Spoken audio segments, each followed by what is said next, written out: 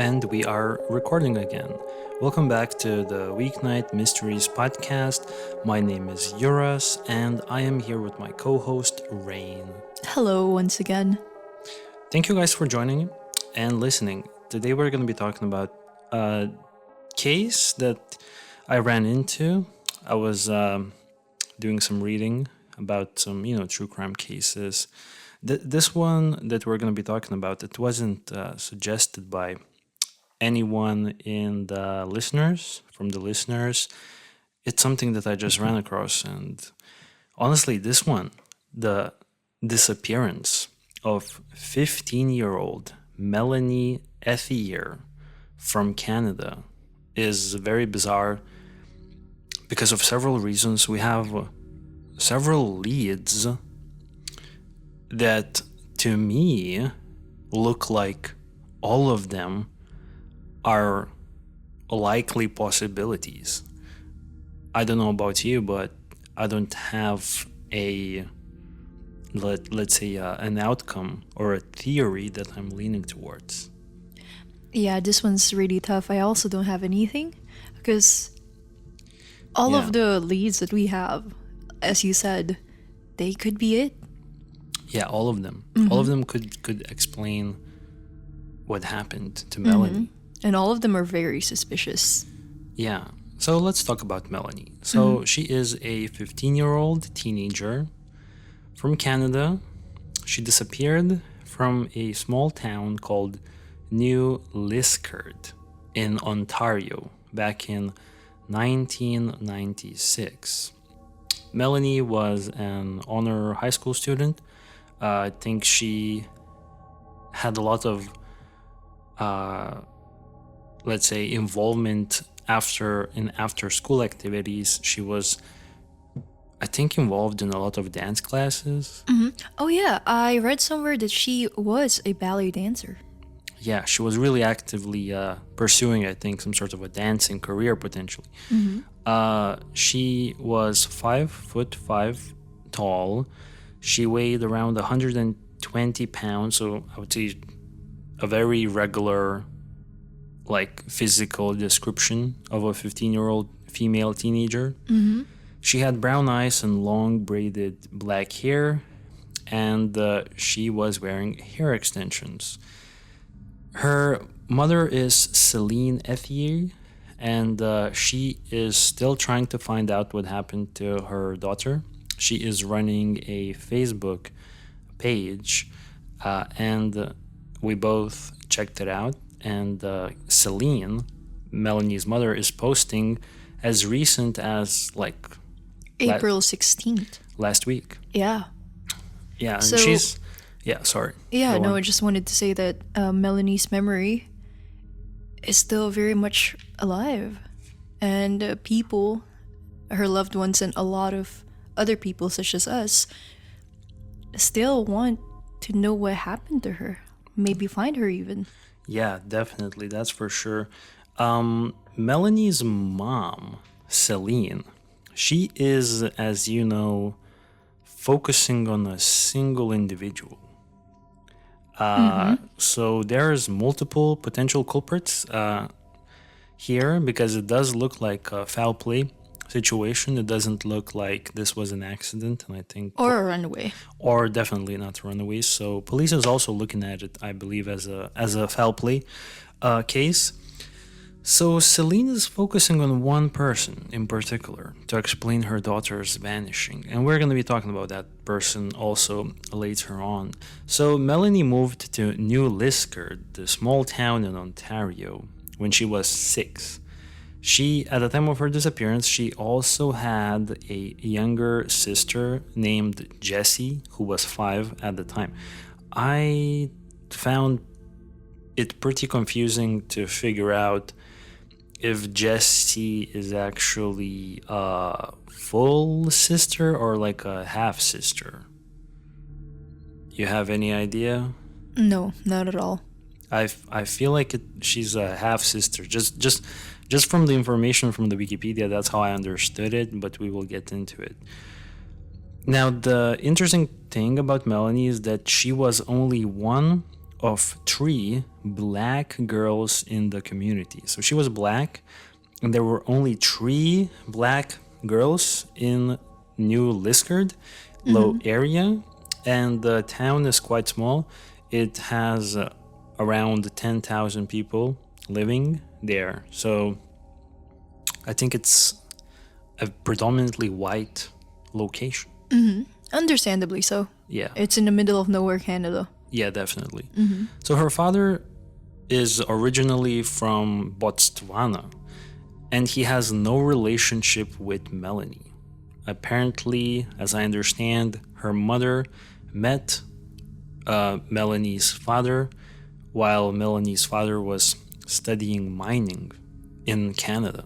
But then he later went back to Botswana, and I think he never played a role in Melanie's life after the fact, and it looks like he's definitely not connected Not involved in any way, right? with her disappearance. I don't think so, unless you would disagree. Fly to Canada. And abduct on a random day. No, I don't think so. I think it's completely he's completely out of the picture. Yeah. So we have a couple of pictures of Melanie. How would you describe Melanie generally? I would say she's pretty.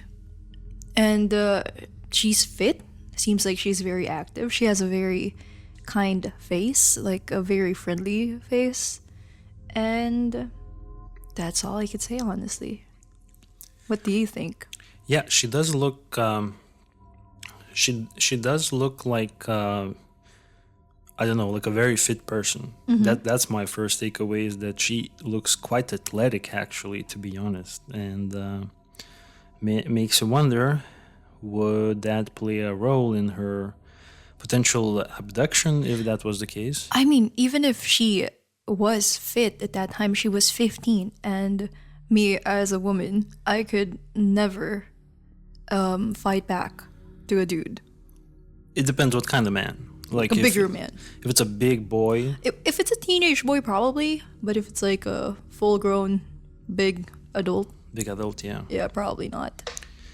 So, a little bit more information about New Liskeard. So, New Liskeard does not exist anymore, I think, officially, because now the whole area is known as Temiskaming Shores. Temiskaming Shores is a city, or like a town, that was created by the amalgamation of New Liskeard, Haileybury, and Diamond, which is another town, in 2004, which happened 8 years after Melanie's disappearance. So basically, they took 3 smaller towns and made it into one kind of City? administrative thing, because they all kind of are like around the same location, so they just kind of made it into one thing. And to give a better perspective, where this place is on the map, it's basically 500 kilometers directly north from Toronto. So it's really kind of already, I would say it's more in the rural. yeah, it's part. already kind of deep into the Canadian Middle of nowhere. outback, if that even makes sense, you know. Another interesting thing is that New Liskeard, the town where Melanie went missing from, the one notable thing about this town is that it is adjacent, literally, to the Trans-Canada Highway, which spans Canada from east to west. So there is expected out-of-town traffic to be had in this town, especially, I would assume, truck drivers, you know, transporting goods from one side of the country to another. So that's something to think about. We do have a lot of different people crossing the location. And the city itself is kind of also in a very interesting position, because you have Ontario on one side of that body of water that's adjacent to the city, and you have Quebec on the other. So it's on state lines. It's literally on state lines, and that's also kind of important, at least a little bit, because of a strange situation in Canada where, at least at the time of Melanie's disappearance, I don't know what the rules are now, bars would be closing at 2 a.m. in Ontario and at 3 a.m. in Quebec. So you have people crossing state lines from Ontario to Quebec to A party. still get a few drinks in. I mean, that's so interesting. Yeah, so also another thing interesting is that we're going to go into the timeline in a little bit, but Melanie, she goes missing at around the time when bars are closing in Ontario, and there would be at least a few people, I would expect, making Their way home? making their way To the other side. to Quebec, which is literally right there. And they would probably be doing that by car, because you're definitely not walking there. It's like a 10-15 minute drive. So you're driving to Quebec, probably intoxicated, at the same time as Melanie goes missing.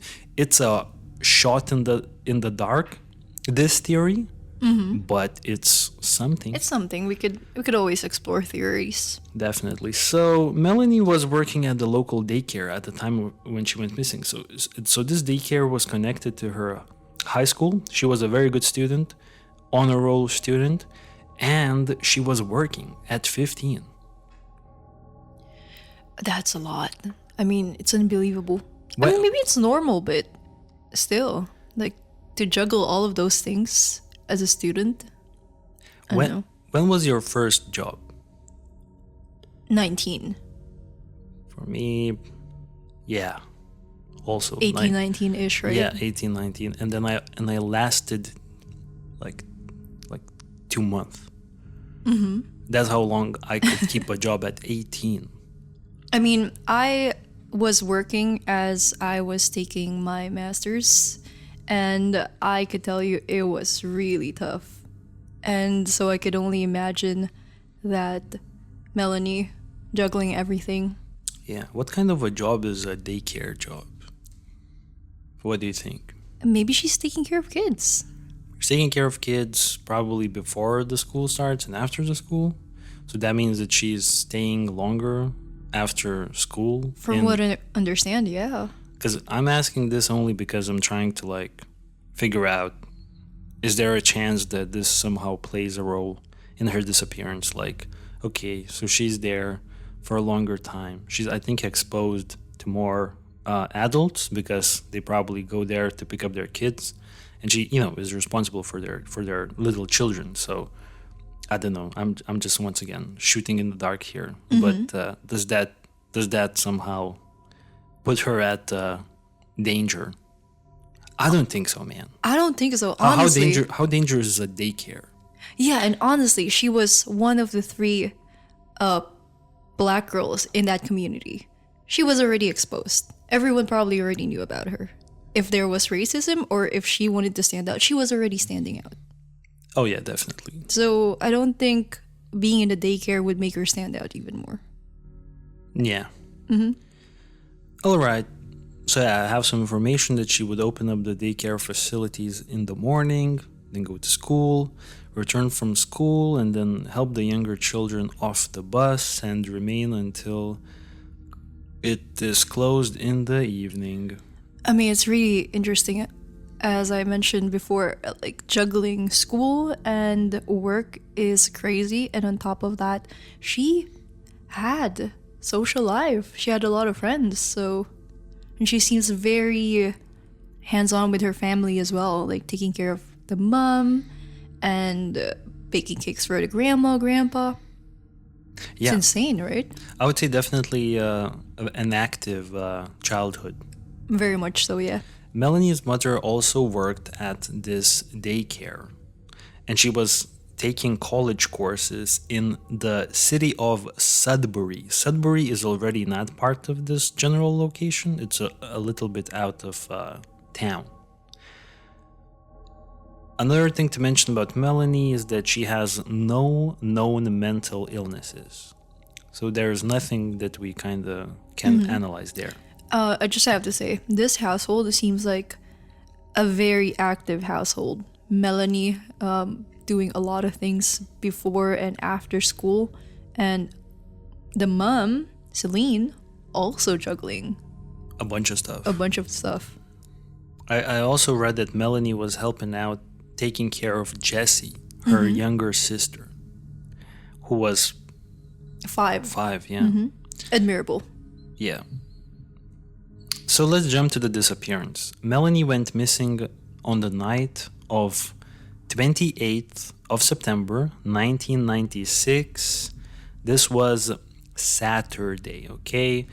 Oh, that makes sense now, because I was supposed to ask you, do you know which exact day? Was it a Monday, was it a work day, or a weekend? The day she disappeared.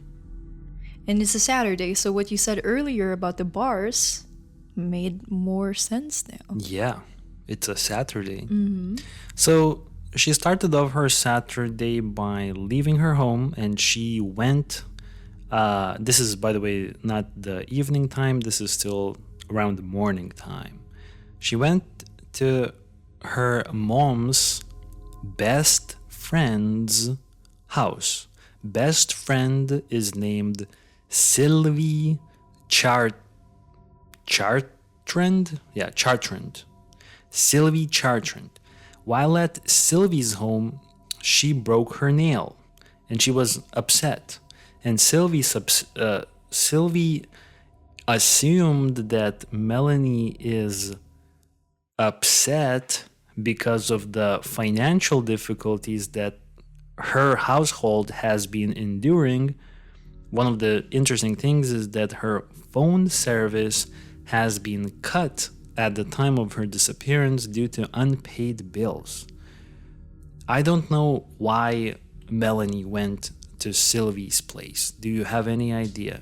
Is it just a regular kind of hangout in the morning? Or maybe she's like next door and it's like super convenient to just stop by and say hi? I actually have no idea. I tried finding information about Sylvie, like more information. I couldn't find anything about her at all. So I'm assuming maybe it's just a regular Saturday. Yeah. Just Melanie visiting. That's it? It's family friend. Mm-hmm. So she left the house at some point of Sylvie. Sylvie also has 2 children. And Sylvie's partner, or let's say boyfriend at the time, is the main suspect according to Celine. But we will jump into that later. So after leaving Sylvie's place, Melanie ran into her best female friend. Well, best friend. And she was a female. That's what I'm trying to say. And Thank you for that. yeah, no, I just wanted to make sure we understand what we're talking about here. So at some point, the best friend, she was studying in the public library, but then after running into Melanie, she said, you know what, let's just go hang out. So the 2 of them went to a pizza chain called Pizza Pizza. It's apparently an Ontario-based pizza chain, and they had lunch there. Later on, Melanie went on to the supply store and she bought cake supplies for her grandmother's upcoming birthday that was taking place the next day. So she was actually supposed to bake a cake. Later on, they went to Diamond to collect a fee for babysitting that Melanie did for some person. So I don't know any information about this other than Diamond is like... Now it's part of the same administrative location, but it's kind of like a little bit up north from New Liskeard. So do you think they took like public transportation? By the looks of it, it looks like you could probably walk it, but I think public transportation looks like a more logical decision. I love how it was a regular Saturday and all of a sudden it was jam-packed for Melanie. Yeah, a bunch of stuff to do. So... at some point, we don't know what happened next. They collect babysitting fees. These This thing never mentioned again. So I guess the people that she collected the money from is not they're not suspected of anything. Melanie met her boyfriend Neil Fortier. Neil was a boyfriend of Melanie's for only 3 weeks at that time. Then later on, shortly after, they met more friends. They met 3 guys: Dave Bromley, Jay the Gnome, and Ryan Chatwin. So Dave, Jay, and Ryan. Okay, slow down. So the day started with Melanie, all alone. She went to visit the family friend, and then she was still alone. She met with her best friend. Yeah. Accidentally. Unplanned. Accidentally bumped into the best friend. They hang around together, and then did they meet up with Neil, or did the female best friend left?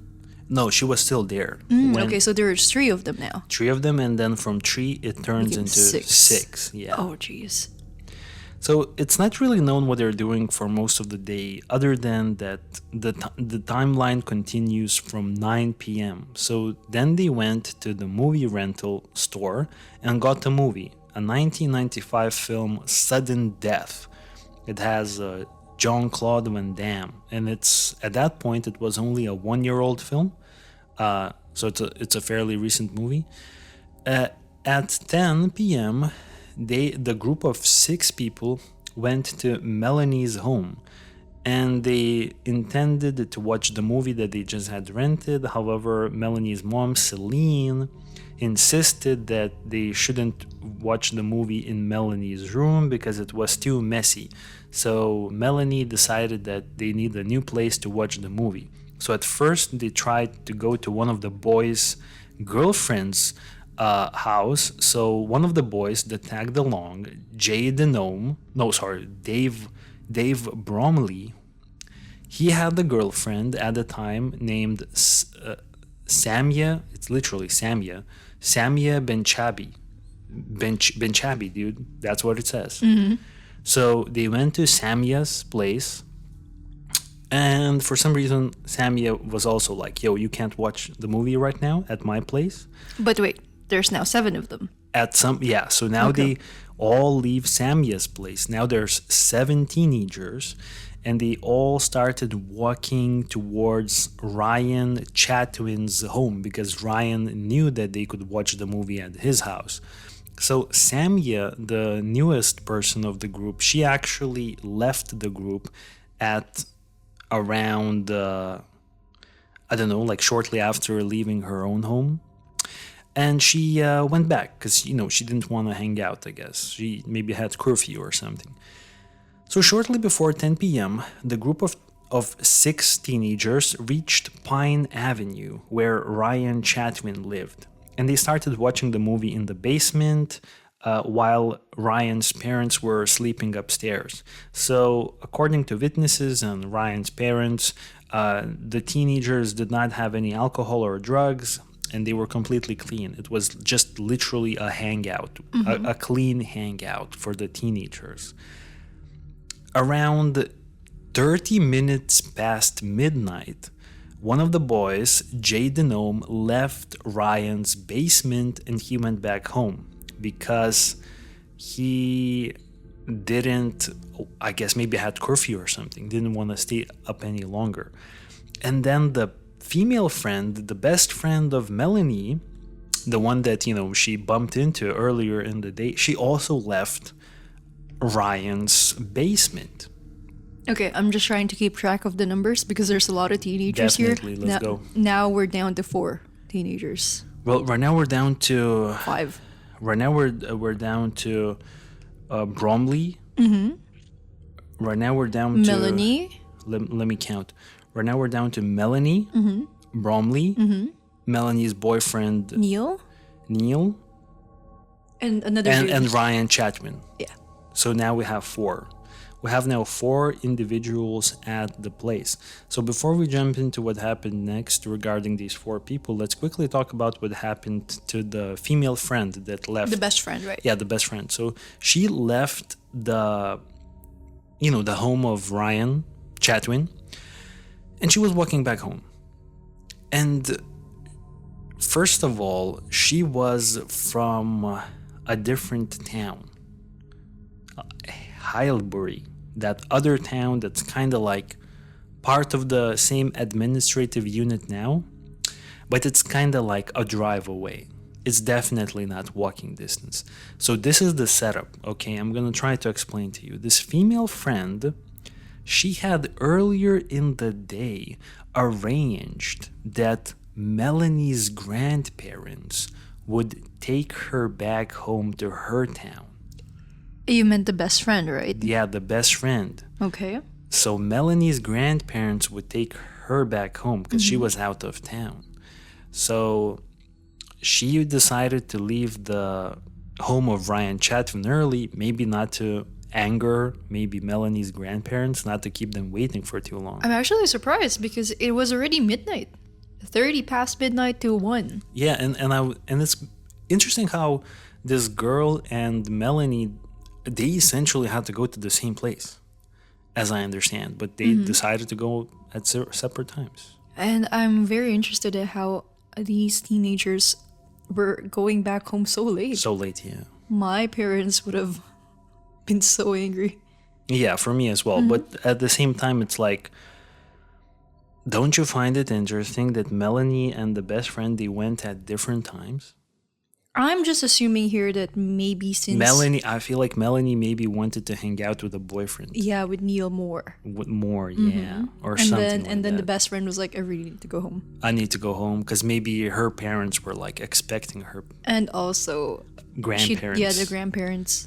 Yeah, definitely. So now this female friend starts going back towards Melanie's grandparents, and she encountered a suspicious vehicle. And this vehicle was so weird. It was like in the middle of the night in this whole town, like slowly driving towards her, like tracking her. And she starts running away from it because she's weirded out. She runs to the intersection by the Armstrong Street Bridge. This bridge is important and it will play quite a role later on. So this bridge area is better lit than the rest of the local kind of vicinity. So she eventually goes back home to Melanie's grandparents' place and gets a ride back to Haileybury. She then later on told police what she saw. So the vehicle was a white colored Chevrolet Monte Carlo, or a similar two-door model, with signs of being in poor condition, including a gray patch on the right side, which was likely hiding a hole or some other damage. The occupants of the car were two teenage boys or young men, and the female friend did not see this car again. She arrived at Ethier residence shortly before 1 a.m., and then she was taken back home to Haileybury. Okay, so for non-car people like me, I'm just trying to imagine it. Is it a van or is it like kind of like a city car? So it says it's a two-door sedan. I was Like- assuming like, it was not like the a two-door big sedan. van. So it looks like it's a smaller car. It's like a two-door car, like a smaller car. So the only people from the group left at Ryan Chatwin's home was Ryan, Melanie, Neil, and the gnome, right? I believe. Anyways. No, Melanie, Neil, and Ryan, no? Oh, no, there was another guy. There's another guy. Yeah. It was confusing. I think Wikipedia got it wrong because they miscounted one dude. Anyways, there's three boys and Melanie, right? Melanie was last seen leaving on her own somewhere between 1:30 and 2 a.m. Literally at the same time as I've mentioned, the bars would be closing in New Liskeard because it's Ontario and the bars couldn't stay open past 2 a.m. And she was last seen by one of the boys, and she was seen walking west. And she was wearing a green Nike windbreaker jacket, white t-shirt, blue Heart Pepper logo t-shirt, blue jeans, a black belt with a silver buckle, black boots with a short heel, a necklace, and a watch. So regular outfit, I would say. She was supposed to pass in total 3 intersections in order to get back home. Also, she was supposed to cross the Armstrong Street Bridge, which is kind of like on the way to her home. She was supposed to pass, I think, a couple of gas stations and then an apartment building. Then she would have taken this black, unlit alley along the main road, and then she finally would get to the top of Church Street where she lived. I know this sounds like a lot of walking, but in theory, it's in reality, I think it's like something like 15 minutes of walking. Oh, not much then. It's not much. It's not that much. From the way it was described, it seems like she was gonna walk for an hour. Yeah, no, it's not. It's not that. So after she would cross the bridge, the last stretch of her walk home would involve a poorly lit back road where the video rental store that she had visited earlier in the day was located. I took some screenshots from Google Street View, and to kind of give you a better picture, I also took some map stuff. I'm going to be showing this on the YouTube channel for sure. And I think so generally from the map area, nothing to talk about here. But I would say the one thing that's interesting for me, if you could take a look at the last Google Street View image, the one with the circle, I believe this is that unlit part of the trip that she would have taken. So as you can see, there's a road that's kind of like right next to the bridge, because on the right side of this picture is the bridge. And I think right after crossing the bridge, she would be taking the right turn and she would be walking down where the circle is showing. So it's like a less lit area, you know. In general, it seems very, I wouldn't say rural, more like peaceful. It's peaceful, but at 2 a.m. it's probably completely Dead. Yeah. I would be terrified, extremely terrified. And I wonder if it's normal there for kids, teenagers, maybe young adults, maybe even adults to walk around at that time. I don't know, honestly. I don't know if it's normal, but from the way I understood the story is that maybe it was more normal for Melanie, because it looks like the reaction from the parents, this and that, it looks like It was a regular thing happening. maybe not necessarily regular, but not the first time. Let's put it that way. That's how I understand. I could be wrong here, but that's what I understand from the information. All right, so what happened next morning? Celine realized that Melanie did not go back home at around 6 or 7:30 a.m. She can't fully remember, because the only way she realized that Melanie didn't come back home was because Melanie's alarm clock started ringing. So she doesn't remember that ring at 6 or 7:30. It's not strange, because Celine sometimes expected Melanie to have a sleepover at their friend's house, like almost unplanned. So it wasn't kind of that shocking, because I guess it was the weekend. Yeah, definitely. And at around 10 a.m., Melanie's grandparents showed up to celebrate the birthday of one of the grandparents. And they found out that Melanie had left the Chatwin residence the day prior. So immediately red alarms started ringing, because she wasn't doing the sleepover, And she was supposed to bake a cake for her grandma, no? yeah, so that definitely didn't happen. And then police so they informed the police that at 1 p.m. At 1 p.m. on the next day, on Sunday, Melanie did not show up for her daycare job. So police started searching for Melanie at 2:30 p.m. the next day, and they focused heavily on the bridge. A helicopter team was out there, dog teams started searching the route that Melanie would have taken from Ryan Chatwin's home to her own residence. All surveillance video along the route were taken. There is a motel near Ryan Chatwin's home called Wheel Inn Motel. The motel was the employees were interviewed to check if anyone matching Melanie's description had checked in the previous night. So apparently she did not check in there. And it was strange. In the following days, surveillance was conducted on 3 local girls who may have been the intended targets on the attack on Ethier. So this is it because of I just want to ask their skin color? Yeah, definitely. I think another group of black girls were alarmed that Ethier is missing, but maybe someone is out to get you guys because you look kind of similar to Melanie. And it might be a racial attack, no? Were they thinking of it that way? I feel like this is the police is implying a racial attack because why would they go to random 3 girls who have like the same features by the looks of it, or like people who resemble Melanie? Officially, no evidence has ever been recovered. However, the family claims, according to the Wikipedia, that at least one item has been recovered by police on the first day. So I don't know what kind of item that would be, and police never officially confirmed it. Maybe it could be a belonging of Melanie's that they found along the road, but we don't know.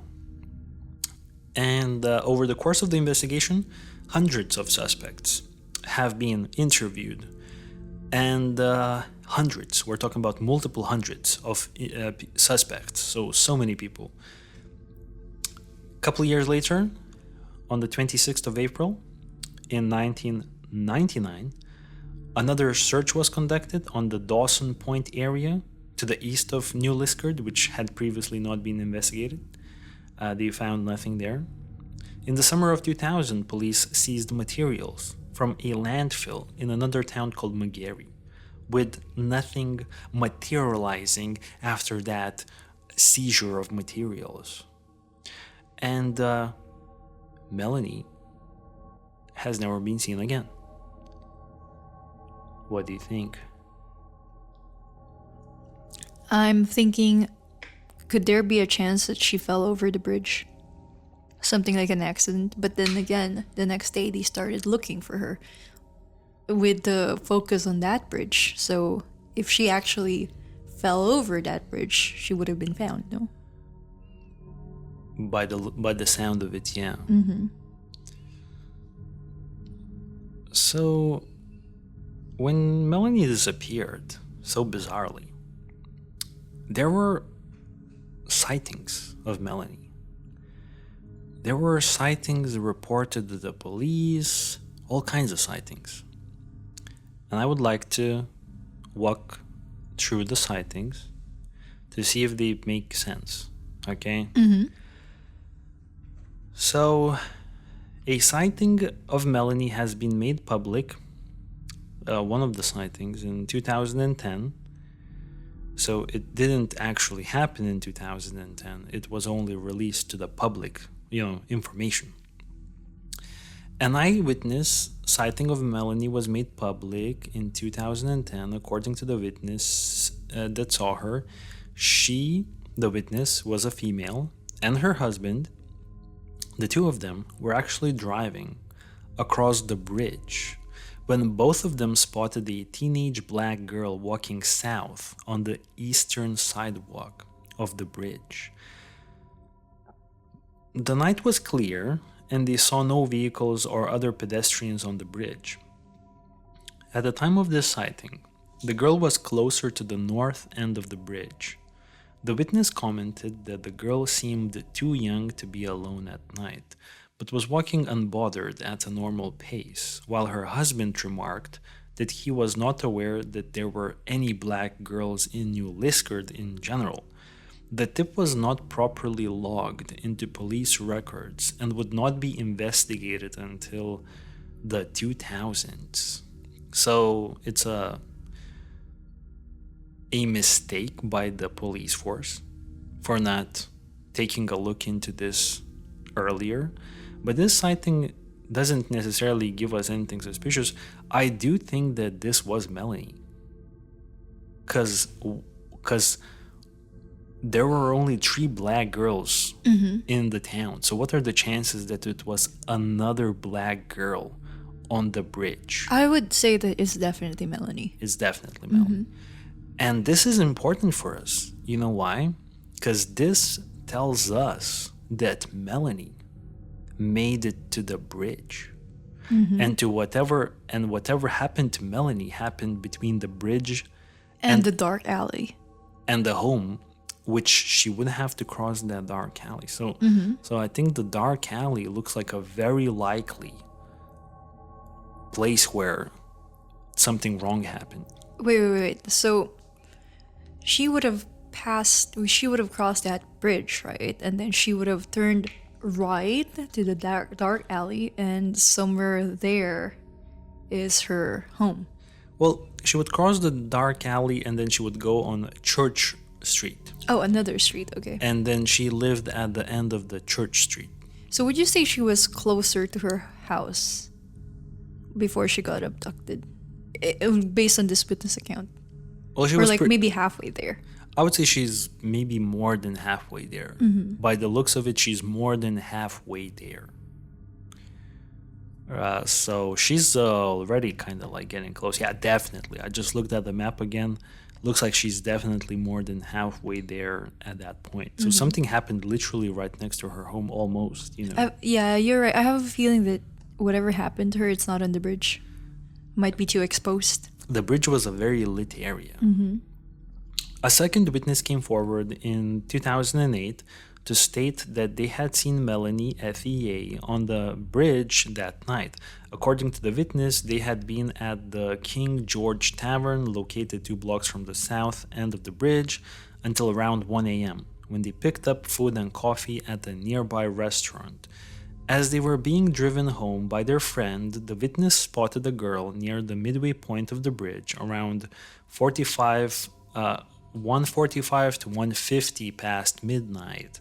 From the backseat view, the witness saw the girl walking on the bridge western sidewalk when a car pulled over and 2 young men exited the vehicle. The boys then proceeded to corner the girl and coerce her into entering their vehicle before speeding off. The witness recalled the vehicle being a small blue or light-colored sedan, but could not remember what the girl she saw looked like. Police detective Rob Matthews has expressed doubt about the authenticity of this version of events and has stated that media reports about similar sightings have caused an influx of non-credible tips from people who allege that they had seen Mélanie getting abducted on the bridge. And I will say immediately, I don't think this is a credible sighting. Because we have one person way earlier in the disappearance of Mélanie stating that she was driving with her husband And saw Melanie by the end of the bridge. walking. Yeah. And then there's another completely different person saying, oh, I saw her getting abducted Midway into the bridge. 15 years after the fact. They decided to just not report it for 15 years. I don't buy it, man.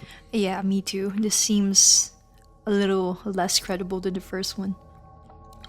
Another witness showed up, so this is number 3 that we're talking about, who lived on Rebecca Street, kind of close to where Ryan Chatwin was living. So this person took the story to police only in 2019. Wait. So sorry. Just wanted to ask. Yeah. So this was before the bridge, right?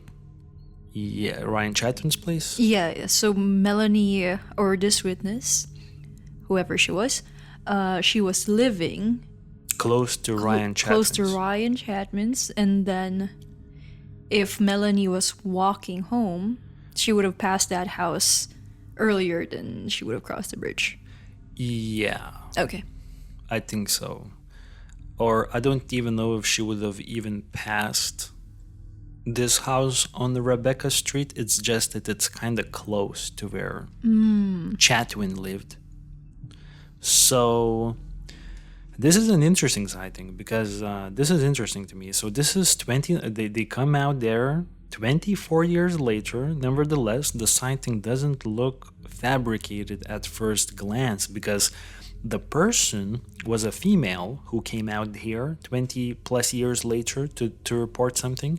And they said that around 1:45 a.m., literally around the same time when Melanie would have left Chatvin's, she was doing some schoolwork in her room.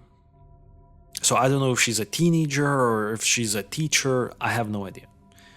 And then she here, and kind of late to be doing schoolwork, but nevertheless, she... Oh, I read about this. She was a grad student. She was doing grad school. Okay, now it makes more sense. Yeah, it makes more sense. Maybe she's doing work during the day and then studying it. Yeah, evening time. no, like, uni students studying at 2 a.m. is not unheard of. Yeah. You know what I'm saying? So she heard the girl screaming outside, which is kind of weird. And she initially ignored this because she was like, drunk people, whatever. 45 seconds later, interesting how she knows that it's exactly 45 seconds. Very, very like specific amount of time to report 20 plus years later. She hears another scream. And now she got frightened. So she immediately went and checked if her front door was locked. So this made her really like fidgety, you know. And then the witness snuck to her bay window and saw 3 silhouettes of people running down the street towards Pine Avenue, where Chatwin was living. But no vehicles or headlights. Sorry. Her husband, who was also home at the time, did not witness the event as he was sleeping. This is why I said I don't know if this is like a student or whatever, because she was doing homeworks at 2 a.m. but also had a husband already. So it's like, you know, kind of like too early to have a husband if you're just like in 10th grade or something. Mm-hmm. But, No, she was a grad student, I believe. But I guess it makes more sense. Mm-hmm. Yeah. Anyways, bizarre sighting. What do you make of this? Some girl screaming and then 3 silhouettes running. So it's like a girl screaming and then it almost feels like 2 other people are chasing her. But then again, do we believe that this is Melanie? Because we have that first sighting that says that Melanie was all good on the bridge. That's what I was thinking as well. That's the reason why I asked you for the specific location of this house. Because if this is credible, then who was on that bridge during the first sighting? There's only 3 black girls in the town. And somehow I'm still going with the first sighting to be very credible. Yeah, me too. And also, I'm just curious, like, how come no one in that neighborhood or in that street reported the similar sound? Yeah, like, is it probably, maybe, is it normal? I don't know. Is it normal for a Saturday night to hear some screams that only one person in that whole street reported it? Maybe it's normal because it's a late hour. Mm-hmm. Who else would be awake at that point? True, but then again, it's like, let's say around 30 people, only one reported it. That's There should be at least like maybe one light sleeper. And look, her husband was sleeping and it wasn't loud enough to wake him up. So it's not crazy loud. Mm-hmm. What do you think about it? Do you think it was Melanie being abducted, or do you think it was just a random, let's say, people having late night Saturday fun? So I have no idea, man. It's so hard to say. I think it could be Melanie. But then again, who was that other black girl on the bridge? So I'm still thinking that this is probably not Melanie by the sound of it. In 2020, law enforcement declassified parts of Melanie's best friend's account on the evening. So this is when we found out about the information about that she was tailed by 2 teenage boys or young men. That was bizarre. That was really weird. And were these young men familiar or complete strangers? They don't. The best friend doesn't even know who they are. Okay. Also, there was a podcast called the Next Call podcast about Melanie's case, and there was another witness coming forward.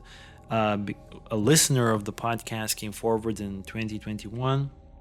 It was an anonymous male witness. He was previously unknown to investigators, and his tip led police to a LaRocque or LaRocque? La We're Roque. really sorry if we're butchering Definitely these not, French oh names. my God, it's definitely not La Roque Field.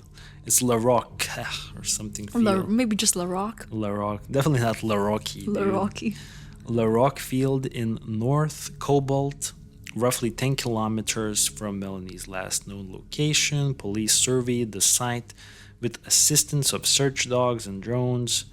Wait. What did this anonymous male witness say? We don't know. We don't know. Because that's interesting. A very specific location. Very specific, like a landfill, yeah. Like, what did the guy say? I have no idea, man. This is a bizarre tip, but it was credible enough that the police had to go look at it. So that concludes all of the sightings that were reported. I'd like to kind of go over the other stuff that were kind of taking place in New Liskeard. And then I would like to talk about several leads that are the most interesting to me. So let me tell you a little bit about the other stuff. Law enforcement believes that Melanie was driven away from the search area by a car, and she was either abducted or lured. And the fact that the Trans-Canada Highway is adjacent to New Liskeard makes a possibility of a stranger abductor passing through the city a lot more likely, specifically in New Liskeard, because at that point in time, there's more people kind of going past it. Now, the thing about this thing that the Trans-Canada Highway, right? So I looked at the map, and I looked where the bridge is, I feel pretty confident that Melanie made it to the bridge. Would you agree with me? Yes. So I looked at where the Trans-Canada Highway kind of passes. Is it close to the bridge or is it not close to the bridge? Far. I would say far, not far enough, but far enough for example, me, let's say I'm a truck driver or I'm just passing through the highway, I wouldn't make a detour. Why would you go to New Liskeard downtown? Never. Because I'll show this on the maps, I'll show this on the YouTube channel, but the highway is kind of like far away from the bridge. Yes, I agree with that. And honestly, the highway seemed really convenient, and going on a detour to the town. New Liskeard seems weird. So this would be a person who would be driving a trucker or something like that, driving past, and he is a predator. So he goes into New Liskeard really quickly to see if he could find a victim. Nah, it feels like too much. He goes into New Liskeard because by the looks of it, he just takes the right turn, quickly passes New Liskeard downtown, crosses up north from the same exact bridge. He does end up back on the highway. It takes him a little bit longer, but if this is some predator who or maybe a pit stop in New Liskeard, but then again, 2 a.m. Why are you pit stopping in New Liskeard at 2 a.m.? Everything's closed anyway. And I think I would understand that more if, let's say, Melanie disappeared closer to the highway. Yeah, it's not that. Oh, sorry, man. Some weird noises coming out. She wasn't that far away. She was pretty far away. She was sorry. Okay. I'm talking nonsense. It's okay. She was pretty far away. She was closer to, let's say, I don't even know what it is, this lake or something. And it's just really weird for a trucker to have that big of a detour. Yeah, sorry, guys. My Stylus stylus pen. broke down. No, it didn't. Ah, it works perfectly. I just was playing with it, and yeah, that explains the strange noises. No mystery about those. You know what I'm saying? No need to create another A podcast. episode. But, okay, let's keep going back to the case, right? So, drowning in the Wabi River. It's called the Wabi River. Has been also ruled out by police because Melanie knew how to swim, and on top of that, it's quite likely that her remains would have been visible the next day. In total, there were 2 police cruisers driving around New Liskeard. As I mentioned earlier, bars were closing at the same time as Melanie was walking back home. So you have quite a bunch, I would say at least a few drunk individuals on the streets of New Liskeard at this time. Somehow they were able to find out that there were 3 weddings and possibly a small party going on all on Pine Avenue, on the same street that Ryan Chatwin was living at. It sounded like way too many. That's a lot of weddings for a street. For one small town street, you have 3 weddings. Good for them. Dude, what? It was a busy Saturday for that street. Definitely. Melanie would have to have passed 2 gas stations to go back home. So once again, you have to take into account that maybe she would walk past some people getting gas at a late hour. Before or after the bridge? I'm kind of convinced that she disappeared after. I think one before and one after, maybe. And then in 2000, police retrieved materials from a landfill in McGarry Township, investigating a rumor that teenagers from Virginia Town were responsible. But I have no idea about this Virginia Town teenagers. Do you have anything else for us? No, not at all. I don't have any information about this. I didn't even hear this or read this. I think it was on Wikipedia.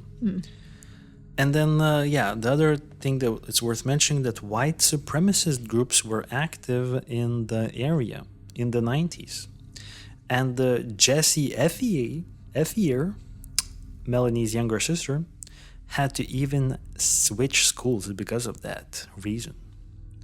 So it's quite crazy, crazy environment for a non-white individual. That's what I'm afraid of, actually, if it was an attack based on skin color. Yeah, that would be bad, you know? Because there were only three black people in that little town during that time. And I'm assuming that since there are only 3 people of color, they would stand out and racism would be felt by them. Oh, that's for sure. And I'm thinking, could there be a possibility that it was an attack on Melanie based on her skin color? There's always a possibility, right? I think it's a possibility for sure. All right. But was she... Oh, sorry. No, tell me. Was she the only black person who was attacked around that time? Yeah. By the looks of the other people who were black, I think one of them was literally Jessie, the younger sister, and another person. I don't think they were attacked, but Jessie had a pretty weird encounter with one of the other guys we're going to be talking about. So, okay. All of this is coming up, guys, but we are going to take a quick commercial break, and we will be right back. Okay, we're back. So let's talk a little bit about a few clues or a few leads that honestly to me look like the most credible leads that we have in Melanie's case. So I want to start off with the strange white van that was noticed by Samia Benchabi. Remember Samia? She is the girlfriend of one of the boys, and she is the same girl, the teenage girl who turned back. She didn't even make it to Ryan Chatwin's place to watch the movie. So you remember that she turned back and she started walking back home. So Ms. Benchabi, she returned home after sunset, either around 7 or 10 p.m. So it's kind of like a pretty wild time range. Yeah, I mean... It's a lot. One is like just after sunset, and the other one's nighttime. Yes, who knows exactly when she came back, but so that is the range that we have. While Samia was walking back, a white delivery van, pulled over to ask her for directions to a street in New Liskeard. The van was a large and rusty ass van. Oh, okay, sorry. What was that? I don't think you're supposed to say that. Yeah. You might have to bleep that one out. I don't. We'll see about it. So it had the sliding side doors and no windows. The location where they pulled over the white van was only about 100 meters from Melanie's residence. The driver and his passenger were reported as being men, two guys in their 30s or 40s. Both of them were unkempt, and at least one of them was wearing just an undershirt, which was, I think, too little clothing for the time period because it was... It was September. Yeah, it was late September, by the way, so it's kind of getting cold down there. So she found that conversation super uncomfortable, and also Samia was walking her dog. She apparently had a pretty big dog with her, and the dog started barking at the men. So Benchabi decided to not provide them any information because they kind of looked creepy, and the men drove off. And the same van was actually spotted again in the video store. Remember that Melanie and her friend group, they rented a movie from the video store. So the store's employee later saw the white van. The employee who was the sister of one of the male friends that FEA was with. So actually, she was actually the sister of one of the boys, from the friend group. Anyways, she reported that this white man pulled up. One of the men, either the driver or his or the passenger, entered the rental store, the rental movie store, at around 10:30 p.m. First of all, Saturday 10:30, rental stores still work in small town New Liskeard. I think it should be okay. Maybe they close down at 11. I'm assuming that there's a lot of people who would like to watch a movie on a Saturday night. Yeah, maybe. So yeah, it feels like it makes sense. Yeah, I think it could make sense actually, now that I'm thinking about it. So apparently this man goes in to the store and he loiters. And then, the employee was like, "Can I help you?" And the man literally says nothing and leaves. Could be just an introverted guy. Because I could imagine doing the same thing. I'd be like, no, thank you. And just kept No, didn't even say no thank you. Oh. Literally threw some trash on the ground and left. I don't know. To me, it's not normal. So the man was... Yeah, sorry. Okay, so Rain is correcting me. She's saying that loitering means that it's not littering. I thought loitering is littering. No? Isn't loitering the same as like throwing some trash? No. No? Oh, man. Loitering means you're waiting, you're lingering Oh, around. okay. So it's not... Stand or wait around without apparent purpose. Okay, yeah. Yeah, makes sense. It's all good. I also get confused about it so many times. Loitering man. Okay, so maybe it wasn't that weird that he was just, loitering. I literally thought that he went in and threw some trash on the ground. That would be so offensive. That would be weird. But I guess kick that guy out. Okay, so maybe he's not as strange as I thought initially. But still, he didn't say a single word. So this man was described as wearing blue work pants which looked unwashed and discolored, a grungy white shirt which had been extensively yellowed. That's not good, man. And work boots.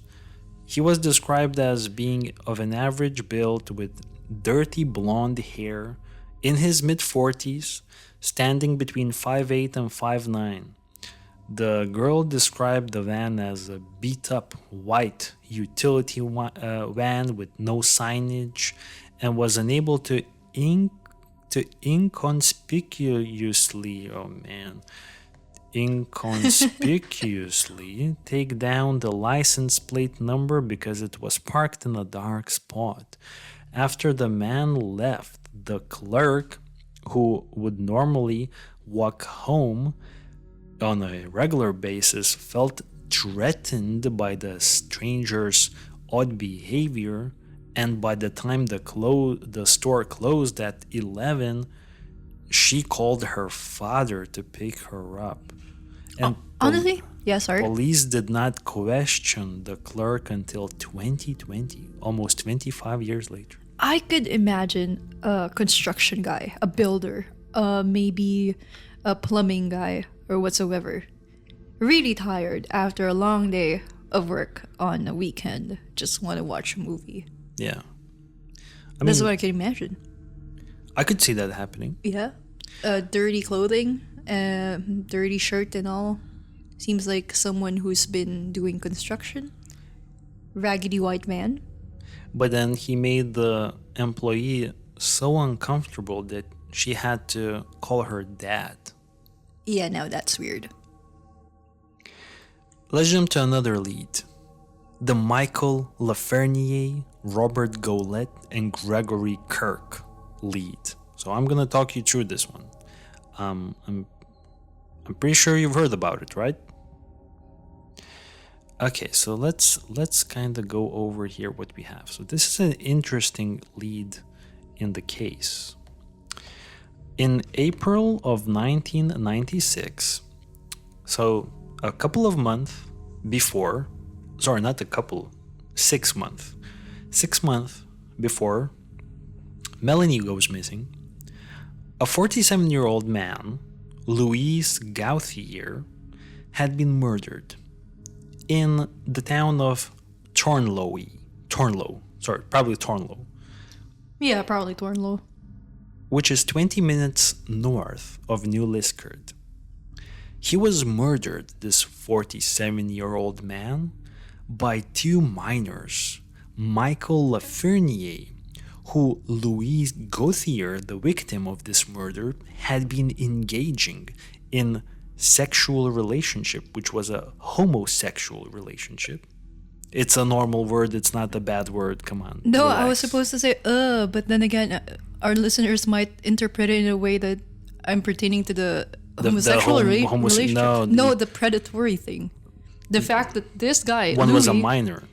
was a 47-year-old dude who's in a relationship with a 17-year-old. That's part. Yeah. No, I get it. Let's make that clear here. And then also, Robert Goulet was a half brother of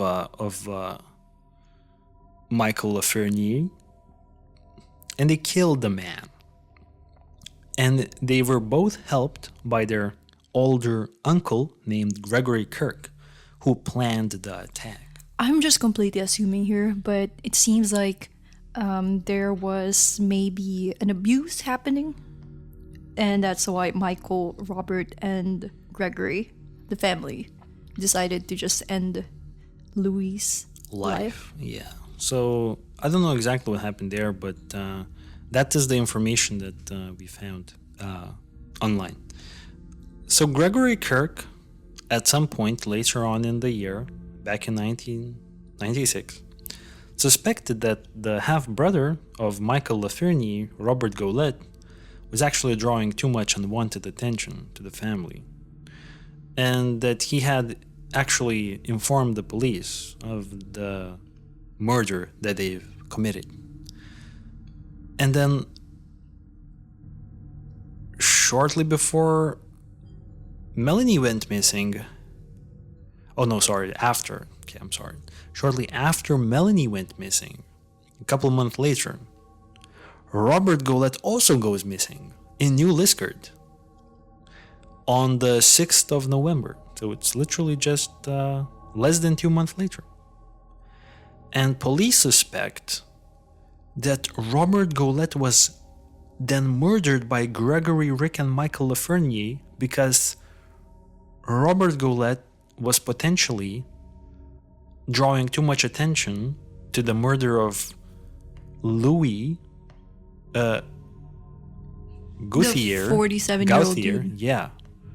So to silence him up, his own family members killed him. I think there could have been a better way to do it, but why resort to that? I mean, they already killed one dude. They were killing everyone. And then they killed a family member? Well, that's crazy. That's insane, right? So, I think police never convicted Gregory Kirk, and Robert Goulet to Michael Lafernier's murder, who was found stabbed. But they did convict them of the murder of 47-year-old Louis Gauthier, so it could be likely that they were able to convict them based on the already passed away Robert Goulet's testimony. This was pretty weird though, because it's like it feels like at one point they were helping the 17-year-old. Who was that guy again? Robert? Michael Lafernie. Yeah, Michael, the 17-year-old Michael, to kill. Get out of a predatory situation. Yeah. Which is still terrible. You don't kill someone like that. Of course not. But then again, they later on killed the other guy. It doesn't make sense. Because he was bragging. So one of the things that Robert did that kind of set off Kirk and Lafernier to go after him, the police believe, is because in October, so this is literally just shortly, not even a month later, shortly, couple of weeks maybe after Melanie goes missing, Robert out there was in a party, and he was bragging at the party that he had killed someone and put their body through the wood chipper, which is like a mechanism that kind of chips wood. That's so morbid. And this is interesting because we don't know who Robert was talking about. It could be Louis or it could be someone else. Could be Melanie. Okay, it seems like this case, Robert's case, seems very interconnected. How can we connect this one to Melanie? We will try to connect it in a little bit. There's going to be like a link. Because right now it feels like Melanie is an outsider in terms of this case. So exactly what you're saying. Police never made any formal links. They never established any links between the Gauthier murder, Melanie's disappearance, or even Robert Goulet's murder. So they don't know, but there is a theory floating around. There's a weird linkage of people that somehow would link to Melanie. So hear me out. In 1996, okay, this is when Robert Goulet was still alive. Earlier in the year, him and his half-brother Michael Lafernie, the same guy that later on most likely killed Robert, they were publicly accosting two black girls with racial slurs and threatening to shoot them. So they were two teenage racists, okay? So now we're kind of slowly making some sort of a connection towards Melanie's case. One of the targeted individuals was known to the media as Sarah. And Sarah was often said to look very similar to Melanie. Okay, she had apparently very similar features. On Friday, 27th of September, one day before Melanie went missing, one day before Melanie goes missing, this other black girl, I think the third black girl in the community, whose name is Sarah, told a friend that she owed money to a local drug dealer and was afraid for her life, and told the friend that don't be surprised if I go missing over the weekend. Literally the same weekend when Mélanie Ethier goes missing. Oh Jesus, so creepy. So the two half brothers, Robert Goulet and Michael Lafernie, they were known to sell drugs on top of that. So she was most likely referring to these guys. Sarah, the girl who looked like Melanie, lived on Pine Avenue at the time, very close to where Melanie was last seen. Melanie, and then this was the most bizarre thing that I could not understand. Sarah learned that Melanie went missing on Monday. Melanie went missing on Saturday, but Sarah heard about it on Monday. And Sarah, starting Monday, started to refer to herself as Mélanie Ethier and started dressing up in the same outfit as Mélanie was last seen in. Why? I have no idea. It doesn't make sense because It doesn't. is she trying to make people think that she was Mélanie? But then again, if the brothers did a bad thing to Mélanie, they could have easily spotted her. Because, you know, she looks like the girl that they abducted the night before, and then, oh, another one's walking. So it could be that there's some sort of a trauma happening. Like it's a psychological breakdown. It's not a logical decision that this Sarah girl is doing here. It's a mental issue. Maybe she was really terrified. I think it's why would she dress up as the girl that disappeared if she was terrified? Well, this doesn't make sense. Like It's gonna give her more attention. No. There's no logical explanation for this. Days after Mélanie went missing, she told several people that her name was Mélanie Ethier at the bowling alley that she was in Haileybury.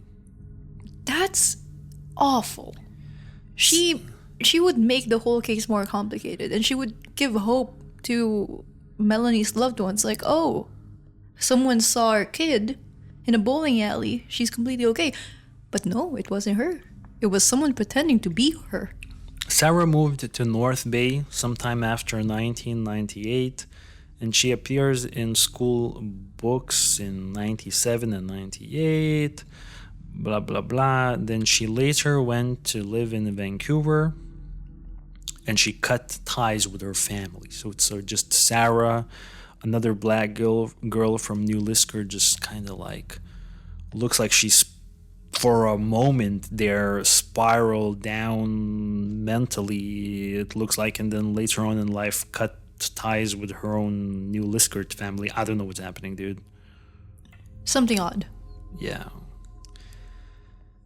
Yeah, so the connection would be that Mélanie looked kind of similar to Sarah, and Sarah told a friend that she was afraid for her life one day before Mélanie disappeared, and maybe the explanation here is that the two brothers, Lafernier and Robert Golette, they mistakenly killed Mélanie, but they really wanted to kill Sarah because she owed them drug money. That would be the shot in the dark. What do you think about it?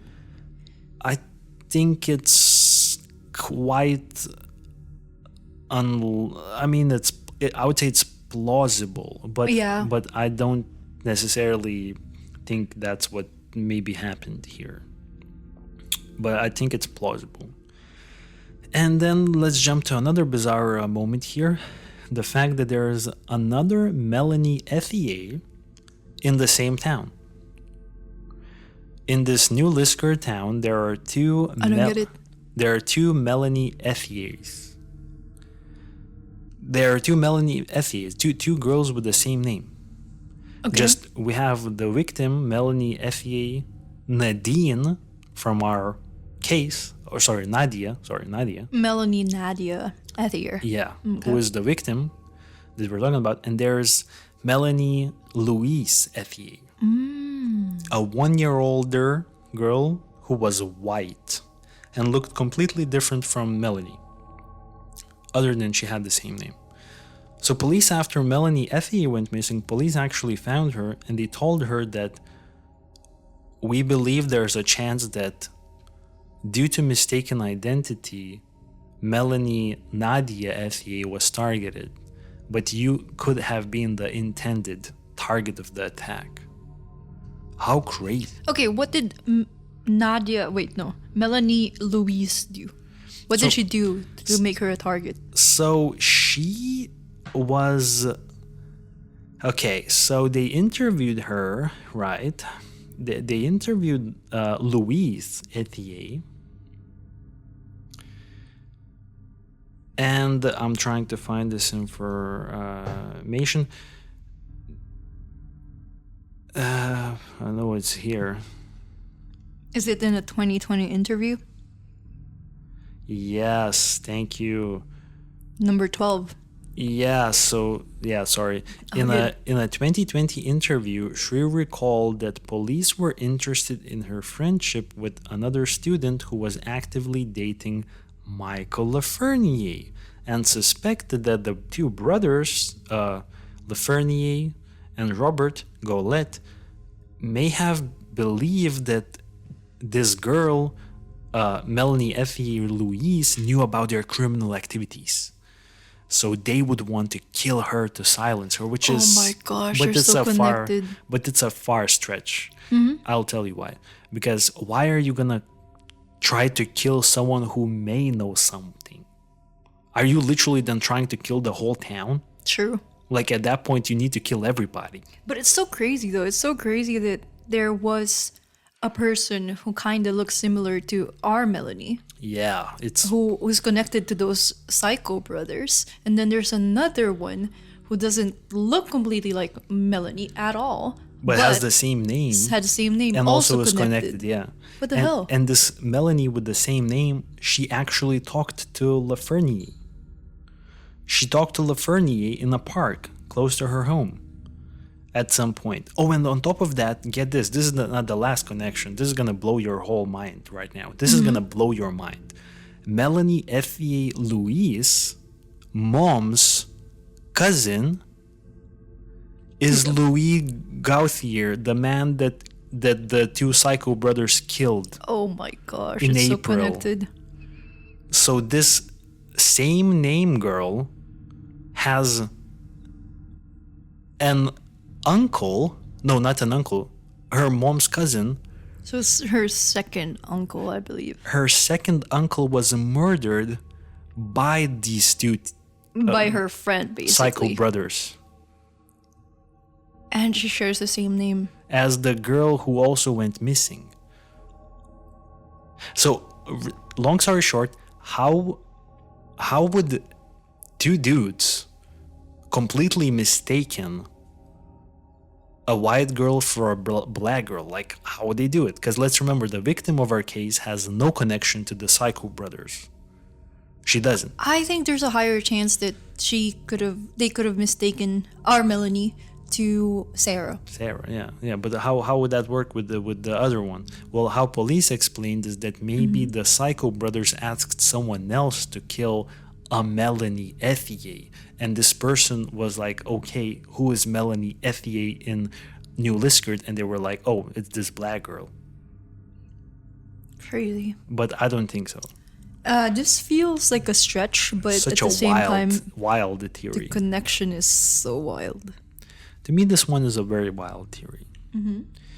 And now let's jump to the last person of our case today, the person that is the most interesting, honestly, and the same person that Melanie's mom, Celine, is heavily focusing on as recently as 1 week ago. I do think this guy has the closest connection, Me too. right? Me too. I do think that anything is possible, and I'm not discounting the white van incident that has been unreported for decades. Or the Psycho Brothers. Sorry, uninvestigated, or the Psycho Brothers as well. But I will say that Dennis Leville looks like he could be the most interesting suspect to me personally. He is the boyfriend of Sylvie, the best friend of Melanie's mom. She was also the same lady in which Melanie went to her house Saturday morning. Yes, that's true. Yes. Okay, I'm just gonna read this from the Wikipedia verbatim because honestly, there's no way to just make it shorter. And I'm not gonna read everything. I'm just gonna read the most important things. Okay. So let's talk about it.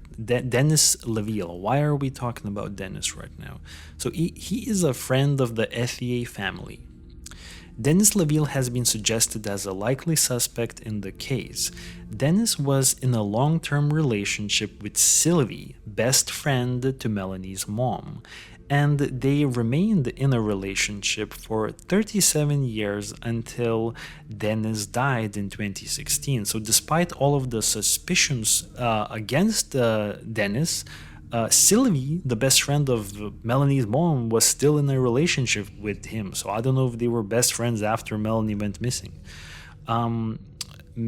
So Sylvie's son and daughter were close to age to the Ethier family kids, to Melanie and Jesse, and they were sometimes were described as siblings because they were so close to one another, you know. Dennis worked as a driller in mines, and he basically traveled to different remote locations because of his work. He worked in Mongolia, Chile, in Africa. He was everywhere, basically. According to Dennis, he told Sylvie that he was SA'd as a child, so he had some psychological and physical abuse. By various young men, to add to that. Yeah, that's true. I'm thinking what's the interesting part. Okay, so now let's jump. So on the weekend of Melanie's disappearance, Dennis and his stepson, Jason, told Sylvie that they were going out of town fishing with Dennis's brother Andre and Jason's friend Joel. Dennis later said that this has been a lie, and that in reality, him and his stepson Jason attended a motocross competition in another town called what is it? North Bay. North Bay. Yeah, that's true. That Saturday. So because Andre was a motocross racer, and there were several racetracks active in the area at the time. So this alibi was later corroborated by the stepson Jason in a 2021 interview. Though he said that Jason said that his memory of that weekend is spotty due to the trauma of losing Melanie. Okay, wait. How old was Jason here? I think Jason was the same age as Melanie. So 14, 15? I would say 14, 15. How can your memory be so spotty that you couldn't remember if you went out fishing or motocrossing? I think he said that he did go motocrossing. I think he just doesn't remember how long he was there. But it's so weird. It's a weird thing not to remember. But honestly, thinking back, do I remember anything when I was 15? Not really. But come on, maybe you could remember that the trip lasted the whole day. Oh yeah, I remember like specific details of like specific events. Not the exact time, but like if you spent the whole day in there, yeah. So the strange thing is that Andre denies any, like he says, I don't remember anything. So Andre could not verify if Dennis was telling the truth. And yeah, so basically, well, another thing, we don't know how exactly this came to light, but at some point Dennis spent some time at the bar in New Liskeard, I believe. Now only with Andre, I think. And they returned home from the bar around 12 to 4 p.m., so in the afternoon on Sunday, when Melanie is already a missing person, and they return conveniently right into the heat of things, right into the disappearance of Mélanie Ethier. And that afternoon, Dennis told several neighbors that he was assisting with the search and rescue and borrowed a friend's dog. And police actually confirmed that he was out there searching for Melanie. And this is where the bizarre stuff started happening. The next day, after Melanie was reported missing, so on Monday, Melanie's grandmother had a very strange encounter with Dennis. When Dennis came to the Ethier residence basement to smoke a cigarette, which was considered odd as he had never been down there before, and Celine, Melanie's mother, never allowed any smoking in the house. 3 days into the investigation, Dennis commented to Melanie's grandmother that the person who had harmed her daughter would have had to be a very strong person, as Melanie was capable of defending herself, and in order to prove what he's talking about, he pulled out his sleeve, his arm, and showed it to her grandmother. On his arm sleeve there were deep nail marks entrenched into his arm, and Dennis told Melanie's grandmother that Melanie had made these scratches on his arm, which looked very fresh at that point, when they were play fighting at his home. And at this point, Melanie's mother, Celine, became very suspicious of Dennis because, according to his own version of events, he had gone out of town that Friday before Melanie ever went missing. So there was no time when they could have actually had that play fight. It was strange. And later on the same day, I believe, Dennis told his neighbor that those scratch marks were actually he got those scratch marks because he was out looking for Melanie and he hit a tree branch or something. I hope those scratches are very convincing, and I hope those scratches look like tree scratches. But from the story, it feels like it's not.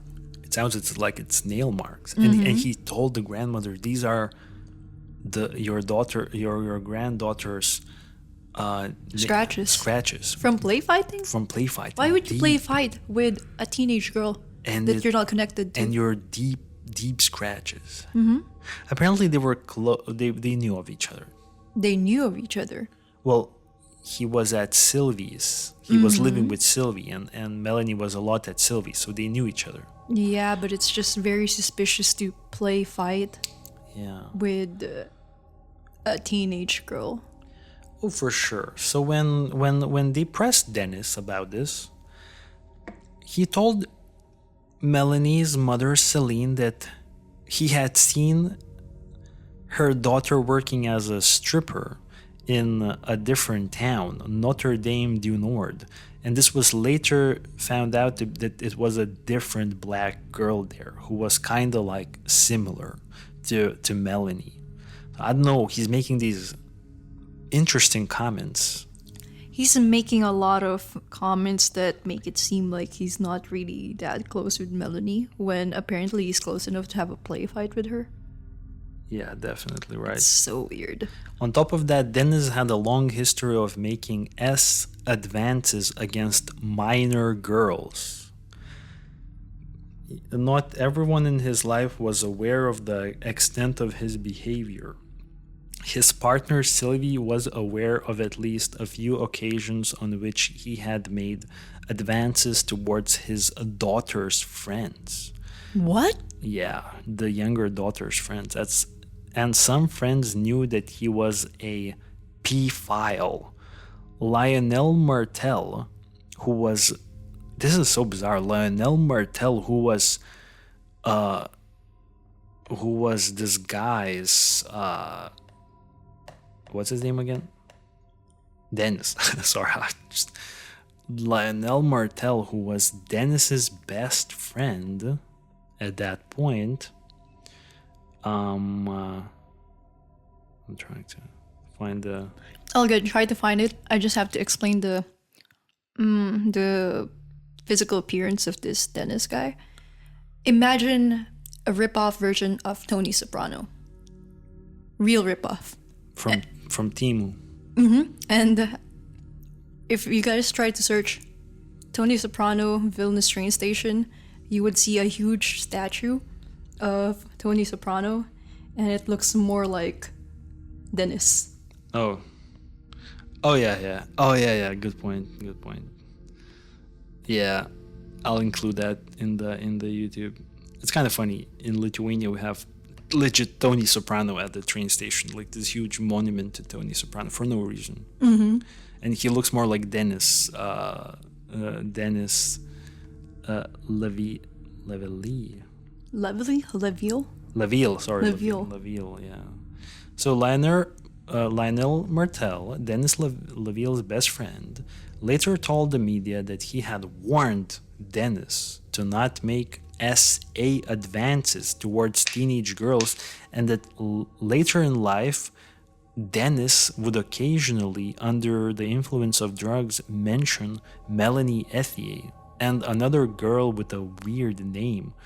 And he would be saying that, oh, they'll never find them. Well, just under drugs, talking nonsense. We don't know what he's actually talking about. But still, this guy feels really suspicious. Really suspicious. Dennis spent several months in prison for drugging and SAing one of his best friends, Lionel Martel's nieces. I don't know how they're still best friends, maybe not after that.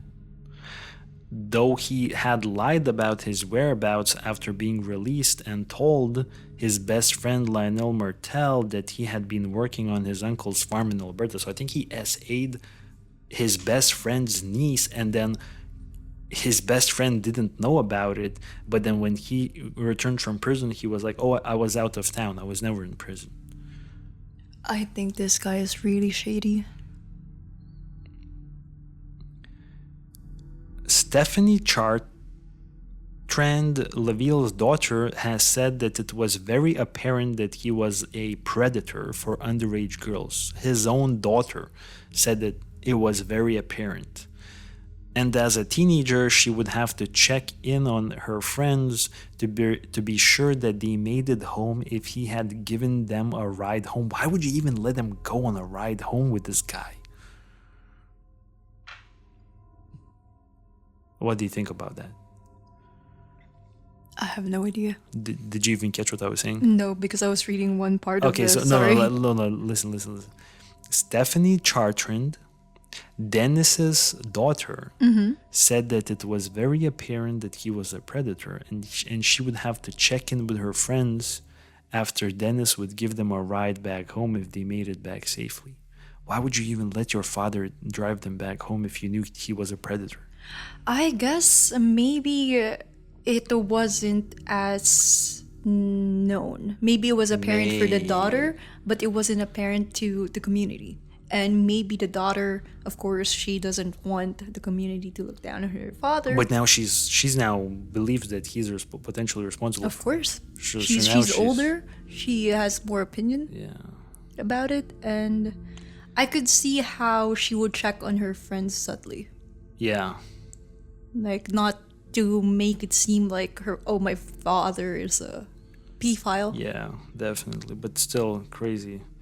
And to cut the story long short, basically I'm just going to mention that Dennis would then also try to coerce teenage girls into doing babysitting jobs for him, but then he would, at least on one occasion, would take them to a motel and start undressing until they asked to leave, and then he let them leave somehow. And the most crazy thing is that he pulled that trick on Jessie, Melanie's sister. Oh my gosh. He took her to a motel. He told her that he needs some babysitting done. Jessie somehow went with him, apparently. I don't know what's happening there. Why would she even go with him? And then he started being naked and walking around the motel naked until disgusting. Until she kind of got out of there and cut off all connections. I'm glad that she managed to get out. And this guy is definitely a disgusting guy. Really sorry, I just got distracted about this one line from the notes. And it says, Chartrand recalls him showing her the marks on the afternoon after Melanie disappeared, saying that she made them while they were play fighting, though she could not understand when they would have seen each other, as the marks looked fresh. Later that day, Dennis told his neighbor, Jocelyn, that the marks were caused by him brushing up against the branches. Although the marks were about 1 or 2 days old, as they were only just starting to scab, and believed that they were caused by nail scratches. Neither of Dennis's children believed that they ever witnessed him play fight with Melanie. Yeah. So I was kind of distracted about it. Yeah, I forgot to mention. That's a good point. All good. I was just so weirded out by this. It's like, if the kids never seen them play fight, and what kind of play fight is this? I've never seen such a play fight. Mm-hmm. I mean, maybe it's a play fight where Melanie's super aggressively just scratching, but what kind of play fight is that? Mm-hmm. And why would she be aggressive if she's not threatened? And if it's just for pretense? Mm-hmm. No, man. So I think statistically, or like logically, because I think we did a long podcast. We should be wrapping it up. I'm going to just say this to the listeners. What do you think? I kind of think that, in my eyes, Dennis LaVille, who's, by the way, dead, he died in 2016, looks like the most likely suspect. I do think that the Psycho brothers, I think it's a wild shot in the dark with them. And I do think that that white van is very interesting. And I would love to know more. Wait, do we know where Dennis was living? Is it closer to Melanie? I think it's pretty close to Melanie because... Around the neighborhood? I think somewhere there, yeah. Because he was living at Sylvie's place. Mm-hmm. So I think it was kind of close. Do you think I think he never came back home. I think he was out somewhere. Mm-hmm. Yeah, they were out with the kids, right? But then the kids don't really remember it. Motocrossing or something. Being out with the stepson, not the daughter, with Jason. So what do you think? Out of all these leads, what jumps to your mind? I think the Psycho brothers, I would think they're also suspicious, mainly because of the connection with Sarah, the Melanie lookalike. But I don't think they would have... I mean, they had killed another person, so... And the family member. And then the family member, right around the time. Mm-hmm. Man, maybe they are involved. I feel like there could be a possibility, but at the same time, this Dennis... and the scratch marks, it's just too much. And the history as well. The history is crazy, yeah. Thank you guys for listening to the podcast. It's been a long one. I think this is one of the longer ones we ever did, but we had to do it because it was so much information here. So please leave your thoughts. Please leave any suggestions for any topics that you want us to kind of take a look at, and so we could kind of like talk about it as well. Also, if you enjoyed the podcast, tell us why you enjoyed it. If you didn't, tell us what we could improve upon, and yeah. And let us know what you think. If maybe one of our listeners is a local, maybe you guys know something that it's not available online, and we could help out the family. I mean, that would be amazing. Give justice to Melanie. That would be amazing. Yeah. Thank you guys, and talk to you later. See you. Bye.